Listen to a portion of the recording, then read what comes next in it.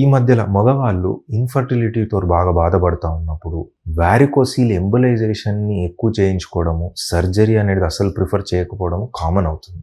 ఈ వారికోసీల్ ఎంబలైజేషన్ అనే ప్రక్రియ గురించి ఇవాళ తెలుసుకుందాం.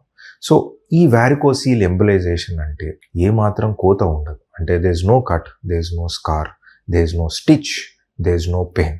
It is a simple day care procedure. కానీ ఈ వారికోసీల్ ఎంబలైజేషన్లో ఏం చేస్తాం? ఈ వారికోసీల్ ఎంబలైజేషన్ అన్నప్పుడు మన కాళ్ళల్లోనన్నా, చేతిలో నుండన్నా, మెడలో నుండన్నా ఒక చిన్న రక్తనరం లోపటి నుండి వెళ్ళి మన వృష్ణం పక్కనున్న అబ్నార్మల్ గా ఉన్న సిరులని ఆ లోపటి నుంచి బంద్ చేసే ప్రక్రియని వారికోసీల్ ఎంబలైజేషన్ అంటాం. ఇది ఒక కంప్లీట్లీ సేఫ్ ప్రొసీజర్ అండి.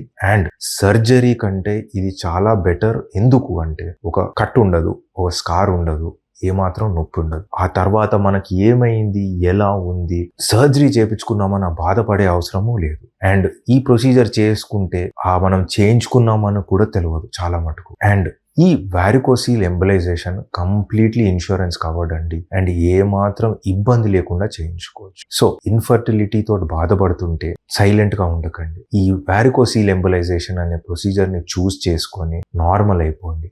అండ్ నార్మల్గా పిల్లల్ని కన్సీవ్ చేసుకోగలుగుతారు. Thank you.